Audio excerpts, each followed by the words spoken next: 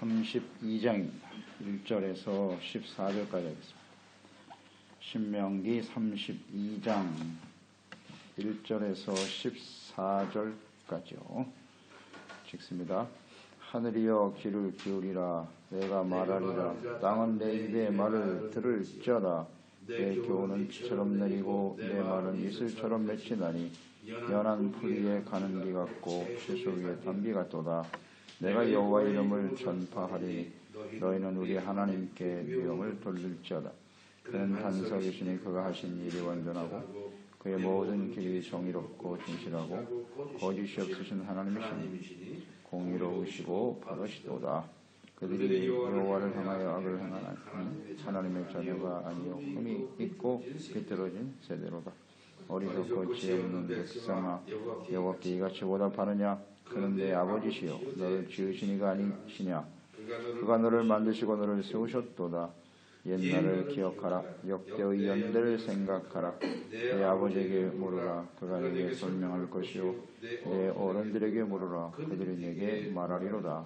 지극히 높으신 자가 민족들에게 기업을 주실 때에 인종을 나누실 때에 이스라엘 자손의 수요대로 백성들의 경계를 정하셨도다.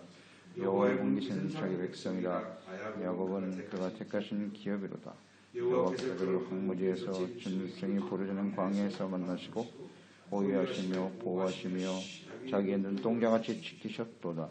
마치 독수리가 자기의 보금자리를 어지럽게 하며 자기의 새끼 위에 너풀거리며 그 위에 날개를 펴서 새끼를 받으며 그의 날개에 그것을 없는 것 같이 여호와께서 홀로 그를 인도하셨고 또 그와 함께 다른 신이 없었도다. 여호와께서 그가 땅의 높은 곳을 타고 다니게 하시며 밭의 소산을 먹게 하시며 안식에서 꿀을 굳은 반석에서 기름을 바르게 하시며 소의 없는 젖과 양의 젖과 어린 양의 기름과 바산에서 난 순양과 염소와 지극히 아름다운 밀을 먹이시며 또 포도즙의 붉은 술을 마시게 하셨도다. 아멘.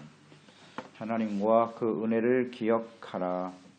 하나님의 은혜로 구원받고 연단과 시련의 과정을 거쳐서 가나안 땅을 정복하고 하나님의 나라를 세워야 할 백성들, 그들은 하나님의 능력으로 또 하나님의 약속의 말씀대로 가나안 땅에서 승리하게 될 것이고요. 그 후에 가나안 땅에서 그들이 살아가면서 어떻게 살아야 될 것인가 이에 대해서 율법서를 통해서 충분히 가르쳐주고 계십니다. 신명기 말씀을 통하여 모세가 가나안 땅에 들어가면 하나님의 말씀을 잘 듣고 순종하여 살아가야 한다. 하지만 가나안 땅에서 그들은 하나님을 버릴 것이고 말씀을 떠나서 우상 숭배에 빠지게 될 것이다. 그러므로 이 백성들을 위해서 노래를 만들어 부르게 하셨습니다. 이 노래를 부르게 하신 것은 하나님을 잊지 말라는 겁니다. 또 하나님의 뜻, 은혜를 잊지 않도록 또 그 말씀을 생각하면서 회개하고 돌이킬 수 있도록 이 노래를 만드셨습니다. 이것을 부르게 하라. 그래서 이 32장에 나오는 이 노래 찬양은 이스라엘 백성들이 가나안 땅에서 항상 기억하고 불러야 된단 말이죠. 이것은 우리들의 이야기죠. 구원받은 우리들이 하나님과 그 뜻이 어떠하신지 은혜가 어떤지를 잘 알고 기억하고 주님 앞에 바르게 섬길 수 있도록 해야 한다. 기억하라는 거예요. 기억하라. 잊지 말라는 것이거든요. 하나님의 백성들이 구원받은 이후에 정말 신경 써야 될 것이 뭐냐면 하나님을 잊지 않도록 해야 된다는 거예요. 하나님이 어떤 분이신지, 그리고 하나님의 말씀과 뜻, 이것을 잘 알아야 돼요. 그리고 하나님 앞에서 자기 자신을 알아야 된다 그랬죠? 우리 어떤 상태에 있는지를 잘 깨달아야 하나님의 보호하심과 인도하심 속에서 영원히 살아갈 수가 있겠지요. 이것을 놓치는 순간 하나님은 더 이상 그들과 함께 하실 수 없어요. 매우 중요한 문제입니다. 그래서 오늘도 우리도 마찬가지죠. 구원받은 하나님을 잊고 은혜를 잊어버리면 안 되거든요. 잊지 않기 위해서는 어떻게 해야 되느냐는 겁니다.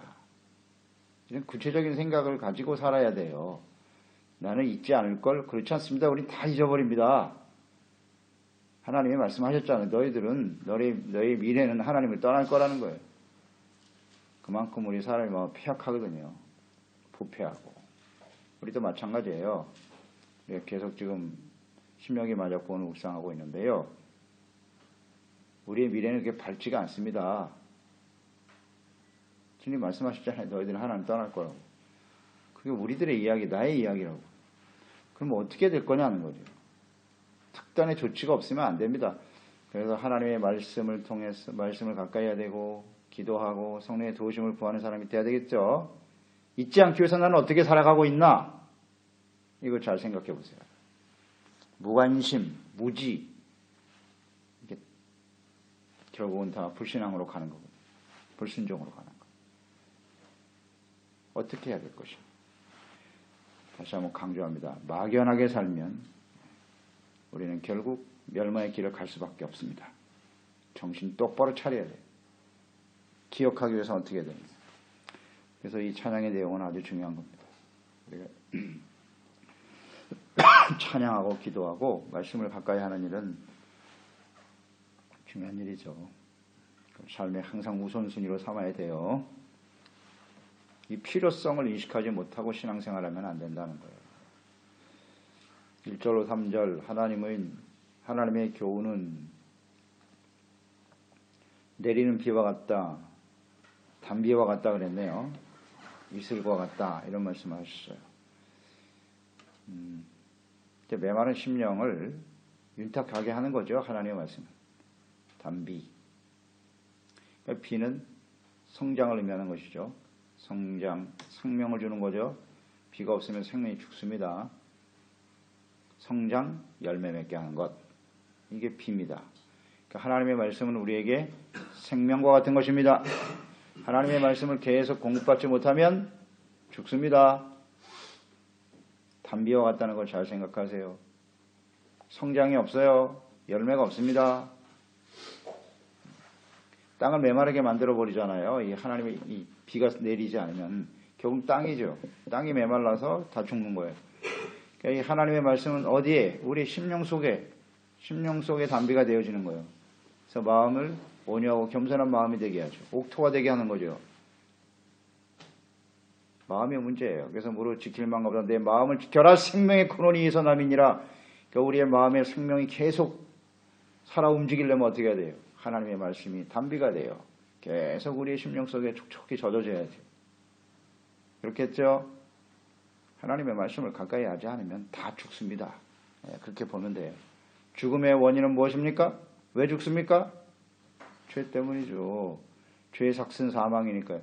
이 죄에 대한 문제를 해결을 못하기 때문에 결국 죽는 거예요. 그러니 하나님의 말씀이 얼마나 소중하냐. 그래서 매일같이 하나님의 말씀을 우리는 묵상해야 합니다. 이슬은 언제 내리죠? 새벽에 내리잖아요. 새벽에. 아침 새벽에 일어나서 하나님의 말씀이 이슬같이 우리 가운데 임해야 돼요. 우리 심령 속에. 이거 계속 이러한 삶을 우리가 누리지 못한다면 얼마 가지 않아서 메말라 버리겠지. 하나님의 은혜의 말씀을 가까이 하라. 생명과 같은 거예요. 4절에 하나님은 어떤 분이신지 노래하고 있네요. 하나님은 반석이시다 그랬어요. 반석의 의미는 뭐죠? 반석은 변함이 없다는 뜻이에요. 사막에서 광야를 지나면서 그들이 경험했잖아요. 바람이 한번 불면, 모래바람이 한번 불면 말이죠. 산이 여기 있다가 절로 옮겨요. 지형이 막 바뀌어. 그러나 반석은 언제나 그 자리에 있어. 변함이 없으세요. 변함이 없으세요. 반석의 의미. 그리고 반석은 기초가 되는 것이죠. 삶의 기초가 되고 중심이 되고. 하나님은 그런 분이세요. 때로는 피난처가 되잖아요. 바람 불 때. 혹은 햇빛을 피해주는 반석, 피난처, 보호하심 이런 의미겠죠. 하나님은 그런 분이시다. 또 하신 일이 완전하다 그랬어요. 하나님은 완전하신 분이고 공의로우신 분이고 정의와 진실, 거짓이 없으신 하나님이시다. 이 하나님을 바로 알아야 돼요. 공의의 하나님. 그러니까 하나님의 행하시는 일, 하신 일. 신실하시기 때문에 그것을 온전히 믿고 순종하며 따를 수 있게 되는 것이죠. 공의 앞에 우리는 모든 죄악과 거짓된 모습을 내려놔야 돼요. 공의 하나님은 심판으로 나타나기도 하니까요. 완전하시다. 하신 일이라고 강조가 되어 있네요. 하신 일. 이스라엘 백성들에게 하신 일들. 그러니까 우리가 구원받은 이후부터 우리의 모든 삶은 하나님의 섭리와 인도하심 속에서 살아가는 것이지요. 범사에 하나님을 인정한다는 것은 무엇을 의미하는 것이뇨? 우리의 삶 속에 일어나는 모든 일들은 완전하신 하나님, 의롭고 진실되고 온전하신 하나님께서 우리의 삶을 섭리하고 이끌어가고 계신다는 사실을 인정하라. 하나님이 하신 일은 완전합니다. 근데 이스라엘 백성들은 이 하나님을 제대로 인식하지 못했잖아요. 광야에서. 때로는 마실 물이 없고 먹을 것이 없을 때 하나님을 불완전한 하신 분으로 인정한 거예요. 왜 우리를 구원해서 이 땅에서 굶어 죽게 하나? 목말라 죽게 하는가? 대적이 또 쳐들어오면 그것 때문에 두려워하고 낙심하고 절망하고. 하나님을 완전하다고 믿는다는 게 대단히 중요해요. 불완전하다고 생각하기 때문에 불평이 쏟아지는 것이고 원망이 나오고 불신앙하게 되고. 하나님 우리 사람만 못하십니까? 내 생각만 못하신 분일까? 아하. 그러니까 항상 문제가 생기는 거예요. 완전하지 못하다. 이것은 우리가 하나님을 우리 수준으로 생각하기 때문에 그래요. 우리 사람은 불완전하죠? 완전한 사람 아무도 없어요. 스스로 완전하다고 하는 것 자체가 교만이고 어리석고 미련한 사람이죠. 우린 불완전합니다. 사람들은 다 마찬가지예요. 그것 때문에 실망하기도 하고 자기 자신을 그런 불완전한 모습을 보면서 낙심이 되고 절망될 때도 많고 그렇습니다. 그런 시각으로 하나님을 대하기 때문에 이렇게 불신앙하는 모습이 나타날 수밖에 없다는 거죠. 하나님은 완전하십니다. 우리에게 행하시는 일은 완전한 하나님의 섭리 속에 이루어지는 것이에요. 이것을 믿으면 마음이 담대해지죠. 확신이 생기고 이 하나님을 제발 좀 알라는 거예요. 거짓이 없어요. 하지만 하나님은 말씀하신 바를 그대로 이루십니다. 하나님 말씀은 거짓이 아니에요. 5절로 6절 하나님은 아버지라는 표현을 쓰셨죠. 하나님은 아버지다. 너희들은 자녀가 아니겠느냐. 그러니 아버지를 또 이스라엘 백성들은 아버지를 거역하는 패역한 백성들이다. 이렇게 말씀하셨네요. 하나님 우리를 지으신 분이죠. 구원하셨고 또 보호하시고 함께 하시고 끊임없이 양육해 주시죠. 훈련, 양육을 시켜주시고 인도해 주시는 하나님이시다. 아버지니까. 아버지 역할이잖아요. 낳으신 분이에요. 아버지는 낳았어요. 우리를 지금까지 양육시켜 주셨죠. 아버지의 역할. 보호하고 지켜주지요. 자식을 생명 걸고 지킵니다. 부모는 자기 자식들을 잘 이끌어주죠. 바른 길을 가도록 가르치고. 그러니 당연히 자식은 아버지를 경외해야지. 그러나 이 세상의 부모는 불완전하죠. 완전하지 못해요. 자녀들에게 상처를 주기도 하고 고통을 주기도 하고 삶의 본을 보이지 못하죠. 이런 것 때문에 세상의 부모들이 다 존경받는 건 아니에요. 그러나 아버지는 하나님 아버지는 그렇지 않죠. 완전하신 하나님이시기 때문에 당연히 경외하고 존경해야 되는데 어찌 이 하나님의 백성들이 그 하나님을 거역하고 패역하게 살아가느냐는 겁니다. 당연히 순종하고 따라야 될 사람들이 말이죠. 그래서 그 백성들의 모습 보세요. 흠이 있고 비뚤어지고 흠이 있고 비뚤어졌다 그랬어요. 언제나 그 마음이 진실하지 못해요. 하나님의 자녀가 아니오. 이런 표현이에요. 너희가 여호와를 향하여 5절에 악을 행하니 하나님의 자녀가 아니오. 흠이 있고 비뚤어진 세대로다. 어리석고 지혜 없는 백성아 여호와께 이같이 보답하느냐. 이거 하나님의 백성들의 실체예요. 이 찬양, 이 노래를 부르면서 자기 자신의 모습을 여기서 인정하고 고백해야 돼요. 악을 행하면 어떻게 된다? 하나님의 자녀가 아니다.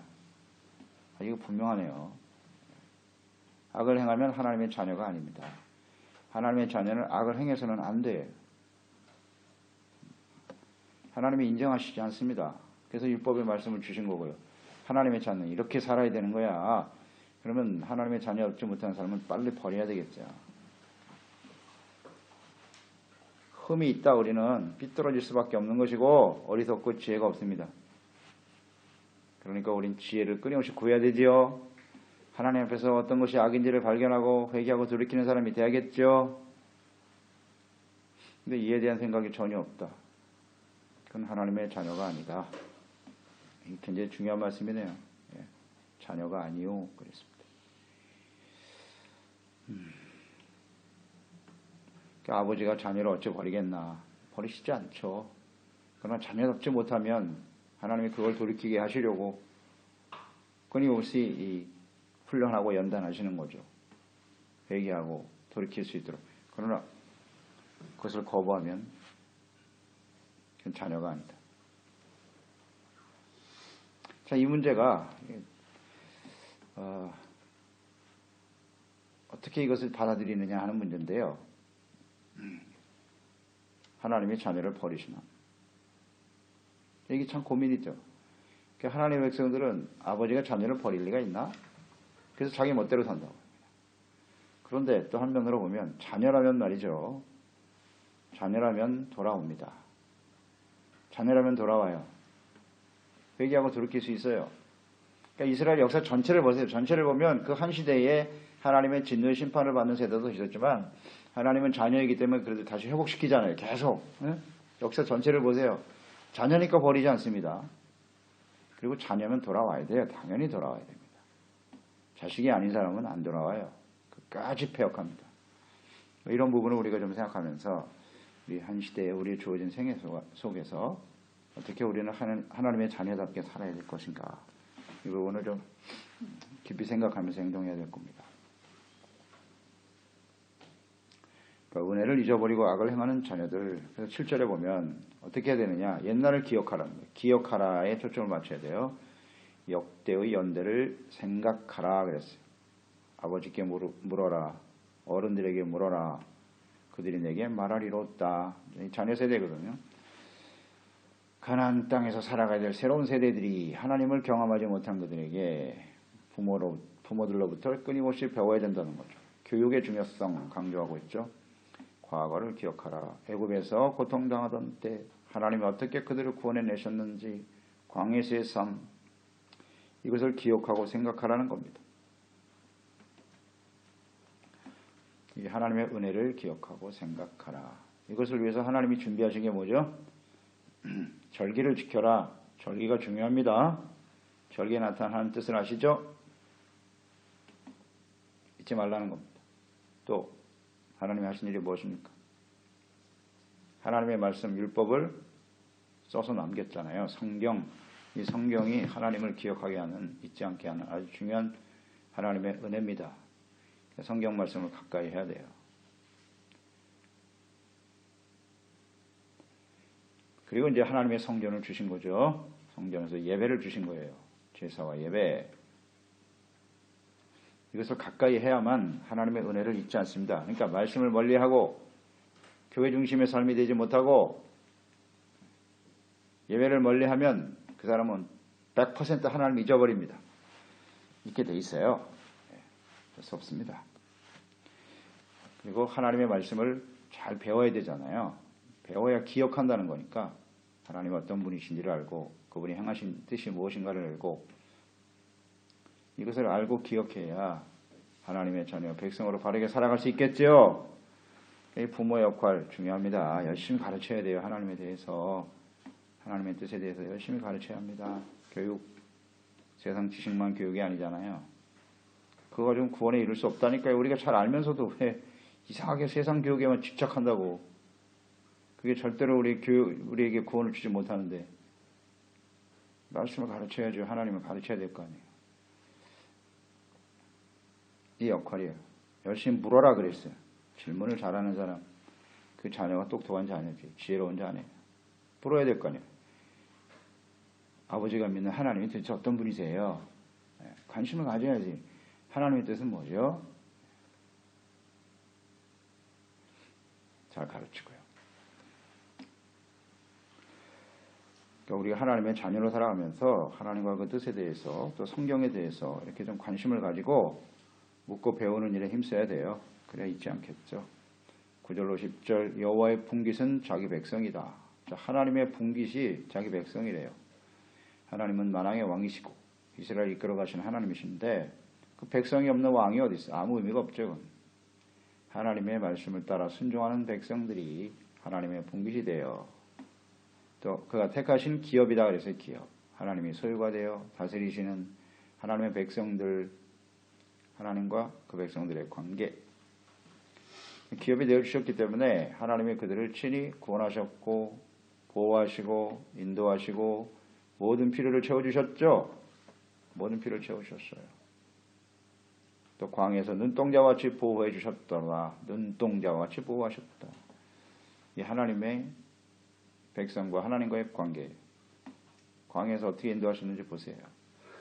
애굽의 재앙이 쏟아질 때 하나님 그들을 어떻게 보호하셨는지 보세요. 하나님 그런 분이세요. 우리는 하나님의 소유된 백성이라는 사실, 이게 우리에게 큰 복이죠. 위로가 되고 소망이 되고 확신을 가지고 인생을 살게 되는 것이죠. 하나님이 보호해 주신다. 그러니까 지금까지 우리의 삶의 여정은 이처럼 하나님의 특별한 보호하심과 우리의 소유가 우리의 주인이시죠. 하나님이 주인되어 우리를 인도하시는 삶의 결과였다. 지금까지 삶이 그런 거예요. 앞으로 천국 갈 때까지 주님은 이러한 생각을 가지고 이끌어 가시겠죠. 그 보호하심, 하나님의 손을 붙들고 가는 거예요. 우리는 그 보호하심 속에서 그 은혜 가운데 감사하며 의지하며 살아가는 것이 마땅하지요. 11절로 12절 이 하나님을 잘 알아야 돼요. 독수리가 새끼를 훈련시키는 것 같이 인도하셨다고 그랬어요. 독수리가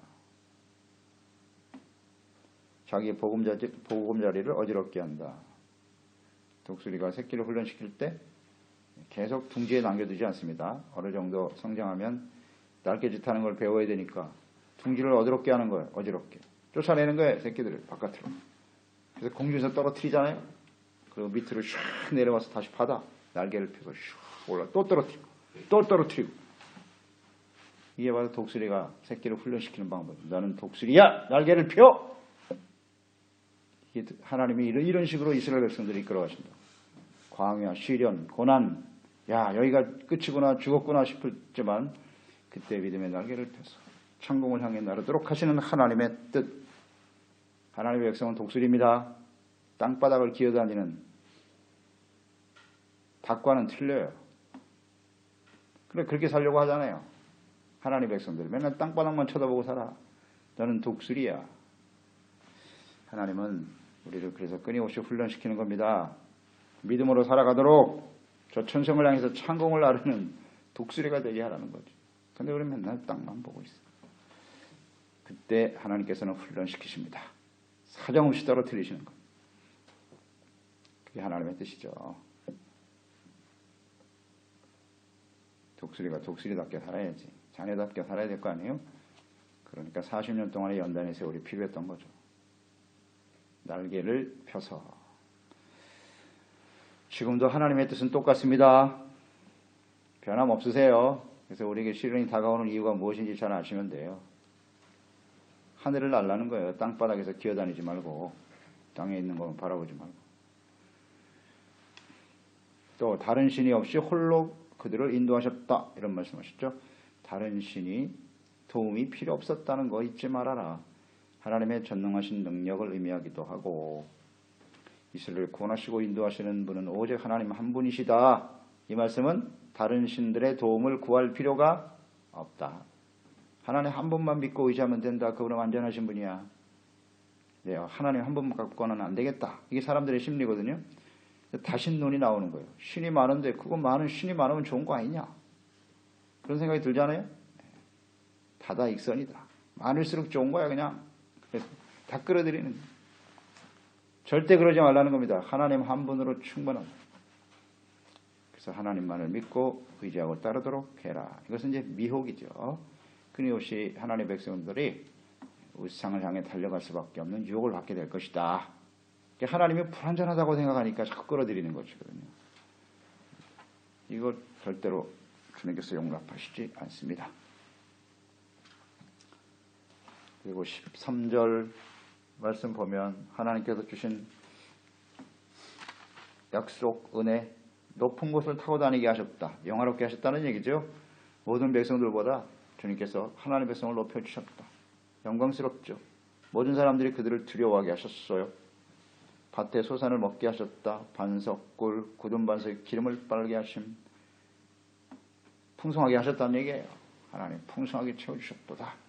이분이 바로 하나님이시다. 부족함이 없었습니다. 하나님의 백성들을 이끌어가시는 과정에 보면, 그래서 요약하면 그렇습니다. 이스라엘은 하나님이 택하신 백성이고 구원하셨다. 그들과 친히 함께 하셨다. 아버지로서 함께 하시고 보호하시고 지켜주시고 또 필요한 모든 것을 풍성히 채워주셨고, 그러나 또 끊임없이 독수리와 같이 훈련시키셨다는 거. 훈련과 연단을 시키신 하나님이시고 모든 사람들보다 그들을 모든 민족 위에 뛰어나게 하셨죠. 높고 영화롭게 하시는 분이다. 풍성하게 채우신 하나님이셨음을 노래하고 있네요. 기록하여 하나님의 백성들이 잊지 않도록 하라. 이 하나님 우리가 알고 우리가 바르게 주님을 섬기게 되는 거죠. 이 하나님을 알면 그 하나님을 진심으로 찬양하게 되고 마음 중심에서부터 하나님을 경외하고 순종하는 사람이 되겠지요. 하나님을 잊지 말라. 하나님 아버지, 오늘도 주님의 말씀을 대합니다. 왜 주님께서는 이 노래를 만들어 백성들에게 부르게 하셨습니까? 하나님의 은혜를 잊지 말라는 것이고요. 하나님을 잊어버리고 그 은혜를 잊게 되면 그들은 무상을 향해서 달려갈 수밖에 없어요. 마음이 부패하고 썩어질 수밖에 없는 연약한 존재라는 사실을 너희가 인정하고, 그러지 않기 위해서는 분명한 어떤 결단이 있어야 된다. 의지적 결단과 행동이 있어야 되는데 그 중에 하나가 바로 이 찬양입니다. 이 찬양을 통해서 하나님을 잊지 않고 또 하나님이 어떤 분이신가, 어떤 일을 행하셨는지, 완전하신 하나님, 의로우신 하나님을 잘 알고 바르게 주님을 섬기는 사람들이 되어야 합니다. 무지, 무관심, 불신앙, 이것이 불순종, 죄악의 원인이거든요. 뿌리입니다. 악을 행하면 하나님의 자녀가 아니다고 말씀하셨어요. 오늘 우리가 이 구원의 은혜를 힘입은 저희들, 우리를 향하신 하나님의 뜻은 변하지 않습니다. 이 하나님 우리가 바르게